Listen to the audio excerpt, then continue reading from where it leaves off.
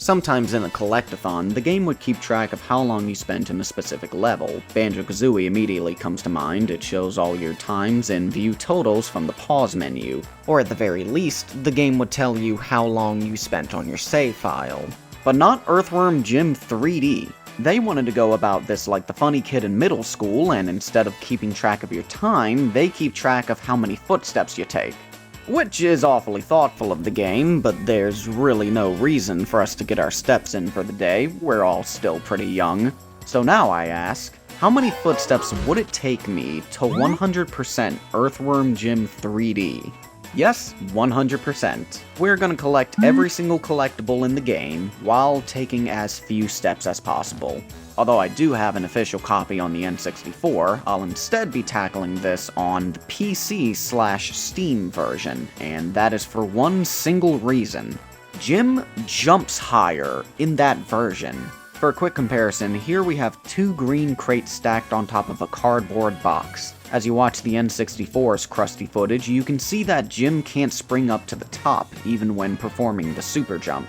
However, when doing the same thing on the PC version, Jim is perfectly capable of grabbing the ledge of the highest crate. This may not look like that big of a difference, but it's just enough to kind of break the level design and access certain areas we normally wouldn't be able to reach. You'll see some good examples as we go along.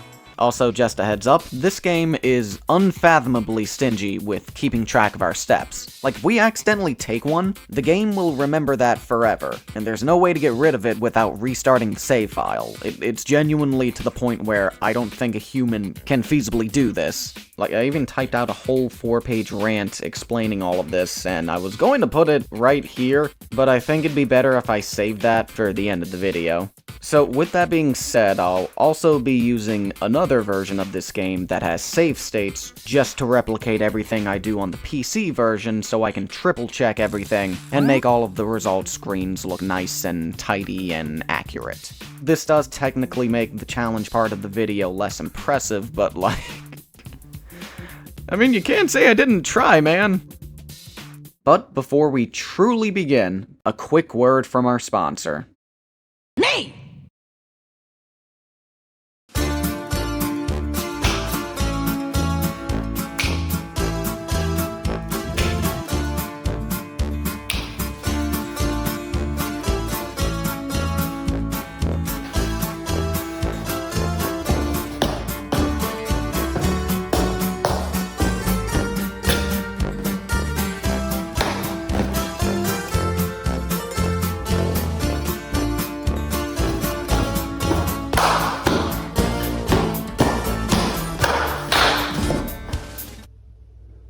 Now, if you don't mind, let's put Earthworm Jim in a coma so we can start our adventure.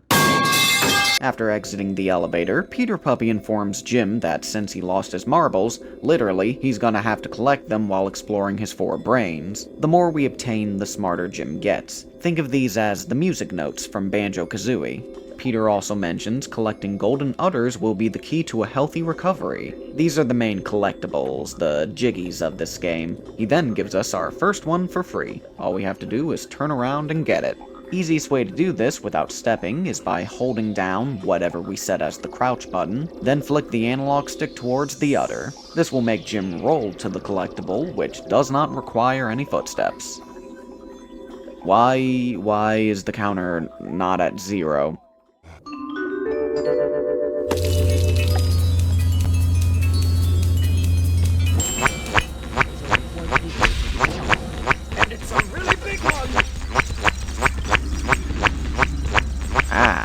So each footstep from the cutscenes and automated sequences are still being counted towards the total. But well, the least we could do is minimize that number as much as possible. Like I said, rolling is one of our safest modes of transportation, so we opened up the memory brain without any extra footsteps.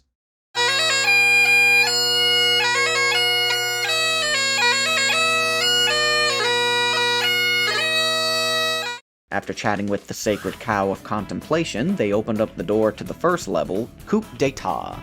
Once arriving, I was a bit paranoid about exactly what actions are capable of adding to the footstep counter, so I tested a few things out real quick. Thankfully, it's just the obvious stuff. Running, walking, and tiptoeing. They didn't pull a sneaky one by letting stuff like us landing on the ground from a jump, or even doing the ledge grab count towards the total. Okay, now that I'm saying those two out loud, it sounded really foolish, but like, you just never know. That being said, simply running out of the doorway at the start of the level, which, need I remind you, is the very first thing we do here, still counts, and there's no way to avoid that. In fact, we need to be very careful about the route we take in each level, so Jim enters and exits as few doorways as possible, while making sure we collect all the marbles and golden udders without any errors. The first level does have a handful of those doorway transitions we can skip over, most notably in the room where we have to retrieve Colonel Pluckett's undergarments. Normally what happens is we enter a room, whip the hamster to move the undies on the clothesline, exit the room, and then repeat the whole sequence 2 more times. However, because Jim is now a viable NBA player, he can easily collect the lingerie by jumping up some boxes and jumping directly into them. Doing this will skip like 6 transitions that would otherwise be mandatory, although we do still have to return to the previous area now to give the underwear to Sergeant Mussolini for our second udder. Here's another skip we can do. Some of the hallways have higher ground that contains a doorway. In a normal playthrough, we would mosey on in the door to get to a room with 4 marbles and then exit. Instead, we can jump over the fence barricade to skip entering the room, so now all we have to do is exit after collecting the marbles. We're able to do this for a second time, and for a third time, too.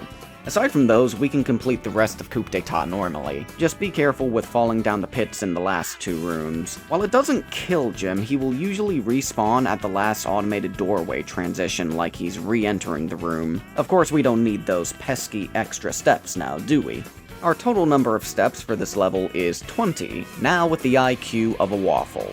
In a normal playthrough, this level would usually take me around 1500 steps, so we just cut that down by a significant amount. Now, with all the udders and marbles being collected, you may think exiting this stage requires us to physically go back to the level entrance. However, here we can actually use our mystery mousetool, which is simply pausing the game and selecting Save and Go to Brain. This teleports us back to the main hub, with all of our progress intact, meaning the collectibles and steps will be saved without any changes. And another thing I noticed is that none of the transitions in the hub world require Jim to put his foot down. There's a platform that lowers us into the brains, and entering the levels, along with few other transitions within the levels, doesn't actually input that automatic running. Instead, the game would warp us into every level. So the number of steps in the brain hub should stay at 24 right now, barring if we don't reboot the save file because Jim walks out of the elevator every single time, which would be adding another unnecessary 24 to the total, but we're doing this in one go, so that's nothing to really worry about, you know. Actually, let me tell you about another silver lining that I can perfectly show in Level 2, Barn to be Wild. This war zone introduces quicksand. Once Jim is partially submerged, he's unable to jump, leaving walking as his only way of moving. That sounds like it's going to add an outrageous amount of steps to the tally, but there is a cheeky way around this. Again, the game acts very miserly about Jim taking a step. But that's kind of the thing. Jim himself needs to physically take the step in order for it to count. If we let go of the analog stick before Jim's foot connects to the ground, nothing gets added to the total. So this is what our number of steps are at for this example. And now we will quickly tap the analog stick instead of holding it. When we look back at the total, that number should be the exact same, because by technicality, Jim is not placing his foot on the ground to make a new footstep, even though he is still moving. With that said, here's another quick example. This is what the counter is at right now. If you see me do something like this, that also doesn't necessarily mean I took a footstep. You've probably already seen me do this in the video, and you may see something like this happen later. With all of that in our heads, this opening area holds a massive pool of quicksand that contains a fair share of marbles and 1 golden udder. Waiting deeply in here for too long will gradually damage Jim, taking away 10% of his health each time. Although marbles do restore 1%, we fidget so freaking slowly now that we end up dying before we can collect everything here. So the game plan is to get these 2 pairs of marbles now, then return with full HP after we completed everything in the level to obtain what we left behind. This does mean there will be some extra doorway transitions we'll be taking, but I can't see any other solution. For the most part, Barnaby Wild was really just knowing about where everything is, like pressing the 6 hidden switches for that one udder with all the fake doors can be completed normally. There is one very essential skip we can perform inside of the bovine base. The roof section can be accessed early by ledge grabbing the wall to the left of the entrance, so carefully scale on top of it without falling out of bounds, and then hop down onto the actual roof. The most notable thing about doing this is that we get the golden udder for rescuing Colonel Pluckett early. What's normally supposed to happen is we have to talk to the Colonel while he's still in jail, he gives us the deed, then we have to exit the bovine base, hand it over to the spy, and re-enter the base in order to rescue him. So doing it like this saves us the trip of going in and out of the base again. You may think this would also prevent us from collecting the deed, giving it to the spy is another udder. Well, it just so happens that the Colonel's position does eventually reset when we decapitate enough cow soldiers, letting us talk to him again to still acquire the deed. Now that we have that in our inventory, enter the only other door in the base so we can complete the obstacle course twice for a gold trinket. Also, there are 5 security cameras throughout the level. The last one to destroy must be the one from the obstacle course, because the udder appears in the base, and we can naturally obtain it once we finish the course. Before leaving the base, be sure to grab the balloon and get all the blue marbles in time for another knick-knack. With everything in the base complete, we can now comfortably exit and bring the deed to the spy for udder number 5, and finally backtrack to the quicksand to collect the remaining marbles and the last golden udder. But before moving on, I need to point out something ludicrously specific about this sewage doorway right here. This one connects back to the beginning area. Entering it puts Jim in the transition, then teleports him out the other end. So there's no extra steps from him exiting, but the transition into it would usually add 2 steps to the total. However, if Jim were to super jump and then enter the doorway while still in the air, the step counter will remain the exact same. This is because Jim is using his running animation while doing the transition in the air, but when on the ground here, he would be using his walking animation instead because he's submerged in the quicksand. On average, Jim's walk takes more steps than his run, partially because he makes a footstep at the very beginning of his walking animation, which cannot be said about his running animation. In fact, it takes so much longer that Jim's running animation finishes all of the door's entering transitions before his foot reaches the ground. So just because of how the stars aligned with this specific door transition, we can make Jim take 0 steps here. We can basically do the same thing when doing this for the other side. Entering on the ground would add 4 steps because the entrance begins in quicksand and the exit is a normal transition. But just like before, we can also barely trigger the entering transition while in the air to have Jim use his run instead of his walk. So using the transition from this side now only requires 2 steps. We just saved 4 whole steps on this one doorway. We are eating good tonight, fellas. Niche knowledge aside, in a perfect world, the total would shockingly only be 15. That's 5 less than the first world, wow. So with both of the memory levels complete, we now have some good news and some bad news. The good news is we're now as smart as a spleen, and since that is more intelligent than most accountants, we can open the door that houses the first boss, Psychro. Not only that, he, along with the other bosses, don't even have a steps counter on their results page because it is downright impossible to take any steps when fighting them. But that brings up the bad news because they're all porkboarding. Due to this game being rather obscure, most of y'all watching don't know that the bosses of Earthworm Jim 3D actually make up the 6th Circle of Hell. Luckily, from my extensively unhealthy experience with this game, I can confirm these are nothing more than skill issues. Very unreasonable skill issues, but skill issues nonetheless. So to make them ever so slightly more tolerable, I'm going to give you 2 very helpful tips. First, make sure you always have 2 missiles on standby. This is mainly for damage output and stun locking, so collecting the opponent's blue marbles is easier, but also this will manipulate the enemy's AI a little bit. There are 3 total missiles in this arena, so if Jim has 2, Psychro would hang around where the 3rd missile will be, making it much easier to find him and predict how to dodge the oncoming missiles. Speaking of which, dodging the missile. I've heard a lot of people complain that the timing to jump over them is strict. which it kind of is, but that's only because you're moving at normal speed. Once you hear the enemy fire their missile, pull back on the analog stick to slow down and you'll find that avoiding them practically takes no effort now, increasing your survivability. With those 2 simple tips, you are now no longer bad at porkboarding. Good luck. You're still gonna need it. Alright, 12 freaking pages into the script and we're finally past the first brain. Let's make our way to happiness.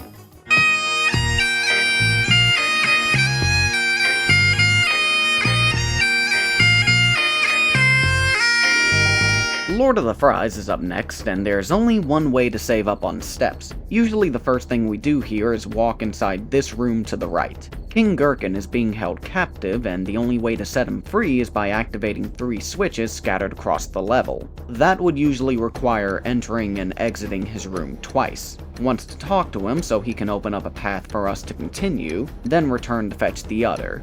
We can narrow that down to only 1 entrance and exit.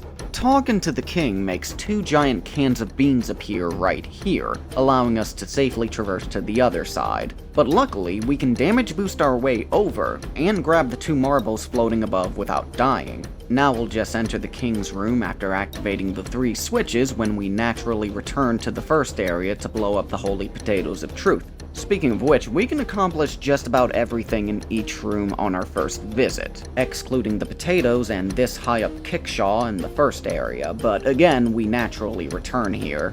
There was also a glitch I remember in the N64 version that I really wanted to try and take advantage of here. If you press crouch to make Jim hoist up his own ass while riding a zipline, then move in the opposite direction, you can make Jim suspend himself in the air indefinitely. I was hoping to try and get out of bounds with this and reach a different section of the map to potentially skip at least one of the doors, but this glitch doesn't even work in the PC version, so I can't even play around with it. What an absolute tragedy. Still, it takes 26 steps to do everything in this level, which is more than I expected, but it is what it is.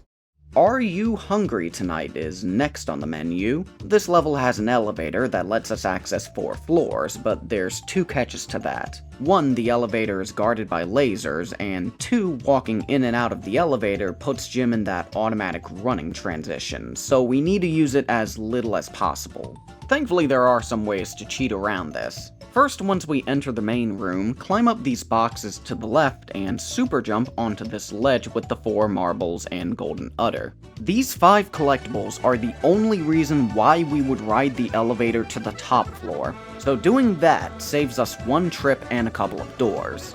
Now go back to the ground and defeat the alien freaks until one of them finally drops their security card. Use the card to open up the door for this rotating platform room. All we need to do here is collect some marbles and activate a few switches for the elevator. This will be the only time we come to this room. Return back to the main room and make sure you activate any other switch for the elevator, and it should be ready to use now. We can also make a swifty jump here to grab the can of beans golden udder early, get the blue marbles with the balloon for another udder, and collect the rest of the green marbles in this main room. Now, you may have noticed that I kept this specific alien helper alive, and that's because he is the key to letting us skip another trip to the elevator. Once we kill this guy, one of his friends is going to come out of that door, which just so happens to bring us to the top of that can of beans platforming section. The normal way to enter this area is via the elevator, so right after getting rid of this alien, that door will briefly open, which gives us a very small time to enter it, and if we're quick enough, we can now enter this section without using the elevator. This does mean we're now tackling this part in reverse, so just be sure not to miss any marbles. Afterwards, we finally took our first trip with the elevator to floor B1. This is where the frying pan challenge is. It's very straightforward, although this section does contain a lot of mandatory doors. After that was finished, we went back to the main room for our final mission, escorting Elvis. Entering this room will be the last time Jim is forced to put his foot down. Just be aware that when our celebrity guest reaches a certain point, the game will move Jim to a specific spot, potentially adding some steps. While he did move over a tiny bit, it was small enough to where it didn't register as a footstep. At the end of the path is a trap door, which of course doesn't add to the total when we go down it. Collect everything in the trap door room to 100% the level, with a whopping total of 38 steps. Again, that's from the frying pan challenge, having way too many transitions. The boss of happiness is newcomer Fatty Roswell. Psychro's porkboarding was played completely straight, but Fatty is the first one to put a twist on the formula. He likes to teleport. A lot.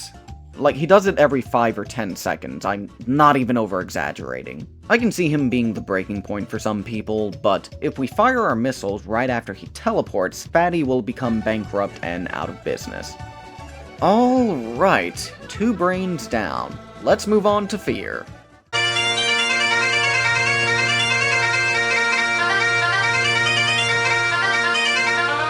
Fear has the most content out of the 4 brains, containing 4 levels while the others only have 2.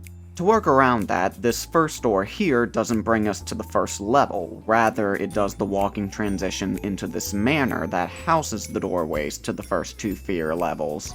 Here's the crazy part, when I went to go count my footsteps here, I noticed that the numbers remained the exact same, both in the brain hub and in the main total. That made me wonder if I too have lost my marbles, so I purposefully took a few steps in here and... yeah, the game doesn't count the steps in this room. My guess is because this place is technically not part of the brain area or any level, so it ends up being some kind of gray area and was never properly coded to keep track of the steps. Well, since the game doesn't count in here, I guess it's alright to be a little lenient in here, you know?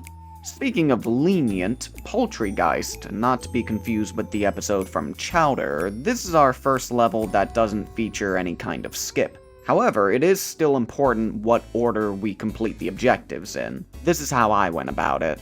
Go downstairs to overcome the Poultrygeist ambush, pass up the wall within the time limit before it closes out the path, defeat the vacuum cleaner, do the guessing game while dodging the ghost of the vacuum cleaner, survive the beaver chase, then finish it off with the portrait challenge. The portrait actually has stuff in both versions of the room depending on if the old bag in the picture is looking at the door, so we would need to go in and out of this room twice. Both transitions would add 2 steps to the total, that's +4, and we do this twice, so +8. The balcony that Baroness Beaver Fur Head opens up also contains a transition for going in and out, but those transitions only require 1 step each, so only +2. That's why I tackled them in this order, so the +8 can be decreased to +6 because we'll be warping to the hub after that.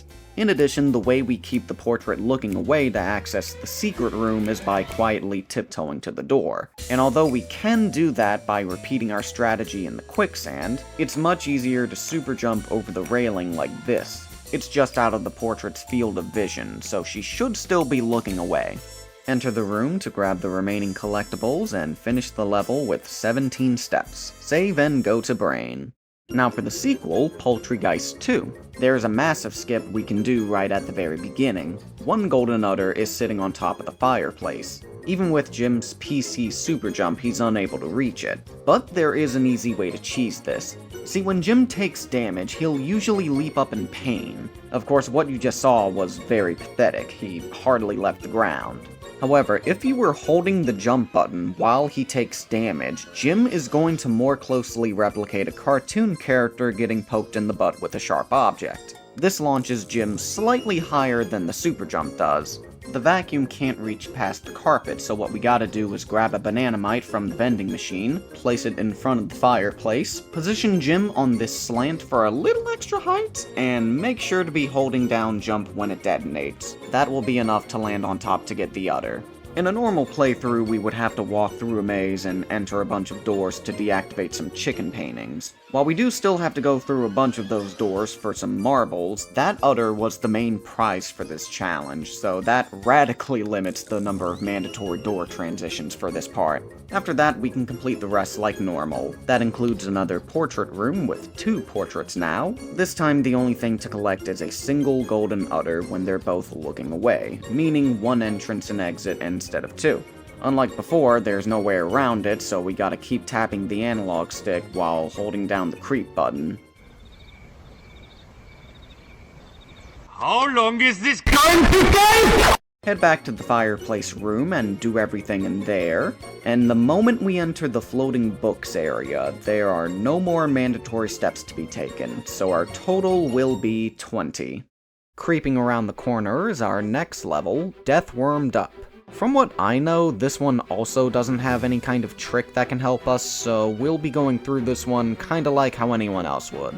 First order of business is talking to the Afro Corpse, Disco Dave, to make 3 graves submerged from the ground. Reading them will make some collectibles fall to the floor in one of the underground sections. After that, collect everything in the quicksand area, vault around these gigantic tombstones, live through the explosive bunny field, then survive the onslaught of kamikaze rabbits. Be sure to read any graves along the way. Also, enter the 4 statue rooms. Each contains 1 statue, so whipping them back into place will reward us with a nice souvenir. Head through the big door, go underground to collect all the fallen marbles and Disco Dave's medallion, go back through the big door to return the medallion to the bisexual bigoted bonehead for a novelty gewgaw, go through the big door a 3rd time, then climb up the hill to collect the remaining marbles and 100% the level with 31 steps. Sitting at the top is actually the entrance to the crypt, which is where we begin the final fear level, Boogie Nights of the Living Dead.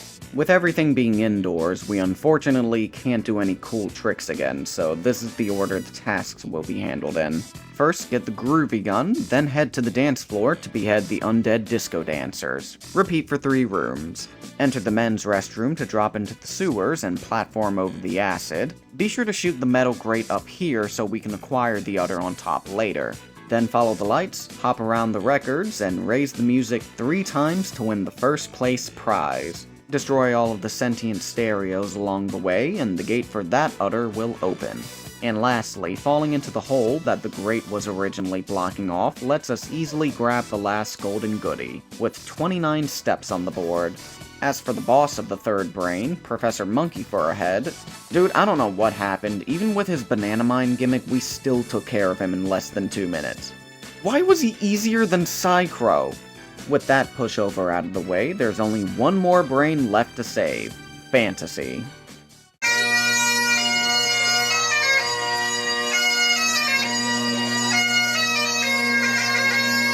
Violent Death Valley is again a very straightforward level, so no skips. The most important things we can do are take care of the outhouse gunmen because they reveal the routes we need to take, and shooting the bomb-throwing grandmas since taking care of all of them unlocks a gold tchotchke. Don't forget to enter the room in the shady area where we have to herd the grannies for a slow and steady reward. Also gather the blue marbles from the balloon while we're here. The final area has a yellow pipe that leads to another can of beans challenge. Lastly, grab the ice cream cone, go down this path right here to grab the previously unreachable udder, then give Billy his frozen treat near the entrance, and that finishes off this place, surprisingly only at 19 steps. And now, the final level of the game, the good, the bad, and the elderly. It's super important we be as resourceful as we can with the Magnum, as its vending machine can only be found indoors. In fact, we needed to go inside of the sheriff's office to acquire the firearm in order to unlock the gate. That means we'll only use the gun for shooting things out of range, like the green bottles for the marbles and the bomb-throwing grannies, while the grounded old ladies need to be defeated with our whip attack. Speaking of which, in between all the challenges, we need to dispatch the hordes of senile delinquents in each area. Eventually, one of them will drop a bingo ball, and putting all 5 on the board lets us win the blackout round. I'm sure you can guess what the grand prize is. The second building we entered was the Saloon in Town Square. It only contains a handful of marbles, so we may as well get them out of the way. Next on the list is a bafflingly difficult ice cube challenge. Luckily, we can cheese the whole thing by landing on top of the frozen block, then immediately jumping back onto the fridge. Although it is still moving around the room without us, the game thinks we're still riding the ice cube, so whenever it stops, the udder should appear outside. Now is the faster than a speeding bullet test, a mad dash to the 5 telephones all across the level. It starts inside the bank, then we make our way outside of Town Hall, followed by us going inside the store, then into the sheriff's office, and finally ending the whole thing inside of Town Hall to unlock the 2 safes back at the bank. Although while we're indoors right now, we may as well reload the Magnum. Returning to the bank, we collect the previously inaccessible marbles and golden udder, plus a stick of dynamite. Now, this part is very crucial. The sheriff is going to use that last thing to blow himself out of prison, and in doing so, Jim is forced into a cutscene where he walks away while the explosion happens. This alone adds 6 or 7 steps to the counter, which is way too much for one interaction. Luckily, there is a way to override this automatic sequence. Once the last box of dialogue appears, there's like half a second where we have control over Jim. So during that brief period, we have to quickly jump and then hold down the shooting button. For as long as that button is being held down, Jim will stay completely stationary during that entire cutscene, preventing him from automatically walking and saving us a good chunk of steps. The only things left remaining are inside of the store, so we collected the last of the marbles, rallied up the old ladies for a second time, and shot one more bottle to collect the 6 udder, concluding the final level with 26 steps. Now, the boss of the fantasy brain is Bob the Killer Goldfish and his cat minion number 4. What makes him stand out from the others is that he can actually dodge the missiles the same way Jim does. So we have 2 ways of going about this. First, when Bob is moving away from us, fire 2 missiles. What usually happens is he will dodge the first one but won't have enough time to avoid the second. The other way, I didn't even know about this until recently, if you fire the missile point blank, he'll take damage because he won't be able to jump fast enough to avoid it. It's still a test of endurance, but we gave Bob and number 4 swimming lessons with a pair of cement shoes. So with the 4th porkboarding session complete, we now have collected every single golden udder in the game, revealing the door to the final boss. Jim prepares himself for the ultimate battle against his suppressed feminine side, but it was more or less a repeat of the previous fight. While Earthworm Kim tried to gaslight, gatekeep, girlboss her way into control, Jim was able to mansplain, manspread, and manslaughter his way to victory, finally regaining consciousness and beating the game once and for all. Now, before waking up and putting an end to this madness, there's just one more thing to be aware of. This final cutscene forces Jim to walk a little bit. Unfortunately, we have no way to prevent this from happening, so the brain hub will now have 9 extra steps to its total. Okay. Well, that's the game, everybody. Since there's nothing left to do, let's count up all of our steps and see just how little we would have to travel to 100% this game. In a perfect world, we should only be taking 33 steps in the brain, 20 steps in Coup d'Etat, 15 in Barnaby Wild, 26 in Lord of the Fries, 38 in Are You Hungry Tonight, 17 in Poultrygeist, 20 in Poultrygeist 2, 31 in Death Wormed Up, 29 in Boogie Nights of the Living Dead, 19 in Violent Death Valley, and 26 in The Good, the Bad, and the Elderly. That means if we want to collect all 74 golden udders and 1,000 marbles in one go, Jim will have to take a minimum of 274 total footsteps. And although that does sound like a large number, keep in mind that a regular playthrough would usually have that total entering the quintuple digits. So 274 is really only 1% of that. Maybe even less. And hey, if I just so happen to miss something that would make the total even lower in the PC version, tell me about it, because that'd be pretty cool to know. I mean, what you're looking at is the free copy of the N64 version, wink wink. You know, the one with the save states, so I can show what can be possible on the PC version. Again, this is highly improbable that a human can actually achieve this through normal means. Speaking of which, this is my best attempt roughing it out on the PC version. That's almost double of what we should have gotten. I could never perfectly pull this off without save states because I just don't have that dog in me. Speaking of having that dog in them, I would like to give a quick thank you to Ballaam, who's done a couple of Earthworm Jim 3D speedruns. While I already knew most of what I was going to do for this video, I did take a few things from their speedruns to aid me in the challenge, and they were also nice enough to explain how that damage boost trick worked when I asked them. They also made a task speedrun for Jim 3D on the N64. In case you don't know, that's basically when a computer does all the work for you. If I were to use tasks for this, it would probably be possible for our steps counter to be less than 274, because apparently Jim is capable of doing this on the N64 version.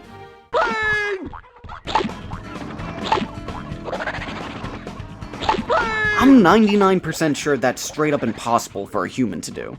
But if any of you crazy people are willing to do this challenge with the task machine, all I request is that you do it on the Earthworm Kim file, because that would be infinitely more impressive. If you know, you know. Okay, here is the ranting that I mentioned at the beginning. So Earthworm Jim 3D is astonishingly chintzy with keeping track of your steps. If you accidentally put your foot down, the game is gonna remember that forever, and there's no way to get rid of it. Exiting the game right after, whether it's by the pause menu or forcibly shutting down the computer, doesn't reset the data to a previous save point. So what I've probably mentioned, in a hypothetical perfect world, what we would have to end up doing is restarting the whole save file from scratch and doing everything flawlessly in one go. Which is just not probable for me or any person because a couple of things we would have to do are a little too particular and mistakes are just gonna happen, whether it's my fault or the Steam version's fault. Sometimes this screen pops up at completely random moments. The game is downloaded on my laptop, why is this a problem? Adding even more fuel to the fire, the PC version also has a glitch not found in the N64 version where one of the golden udders, specifically this one in Poultrygeist, just might not register in the main total. Yeah, you collect it and it shows you got it in the level total, but sometimes it just does not get added to the main total, so when you think you can go fight the final boss, that's when the game hits you with the old troll face, so now you gotta go back into the level, redo the guessing game, and recollect the udders, so you now have 6 out of 5 udders, finally bringing the main total up to 74 when it should have already been at 74. It is pretty uncommon that this would happen, but the fact that it can happen randomly, and did happen randomly while I was going through this challenge just irks me in the wrong way. I've 100%ed at least 3 different save files and started at least 7 save files in the same week. I feel unbelievably numb. Luckily, Jim had that jump in another version of the game. I usually just say dolphin version just to be silly and all that stuff. You know, with that version, since I was able to replicate everything from the PC/Steam version in some way, shape, or form, I, of course, abused the save states just for the most accurate readings. Now, you might also be thinking, well then why did you not just do it on that version? Well, the main reason is, and I have no idea why this happens, but a lot of random things in the free version run at like twice the speed of the N64 and the PC versions. Mainly the damage we take from the quicksand is sped up ludicrously, like, it kills Jim in like 5 seconds from full health. I needed to put on an infinite health cheat for this part in order to replicate the official PC version, that's how crazy it was. And because those speed-ups aren't in the versions with a price tag, I wouldn't really call that an official version, you know? That is the long way of me saying this video was still going to be about the PC version, because this is the official version with the extra jump height. But the free version is there just so I can correctly check everything, because that version doesn't crash, it doesn't have that utter glitch, and holy crap, I absolutely need the save states if I want the steps total to be perfect. I thought that was the best way to show what is possible on the PC version. And yes, I did double check to make sure the steps in both versions lined up with each other. I am crazy. I am definitely that crazy for a passionately psychotic idea like this, I just don't want to end up like Jim here, you know? Thank you for coming to my TED Talk. Alrighty. After the Neat Things video, I don't want to touch this game for a very long time. This has mentally drained me.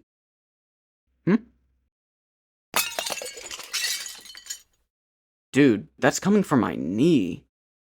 Oh yeah, I keep forgetting that I'm not that young anymore. Maybe I shouldn't have limited my steps for this. And now, the Patreon supporters, brought to you by Maud. Featuring Maud. Hello!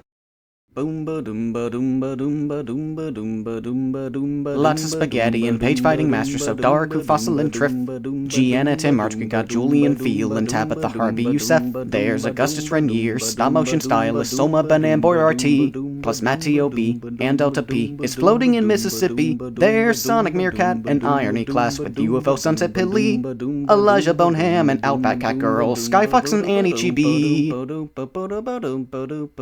Luke, doomba doomba doomba doomba doomba doomba doomba doomba. Come on, keep singing doomba doomba doomba doomba doomba. Why'd you stop? Doomba. Because that's all of them? Oh, my honest apologies. It's all good, fam.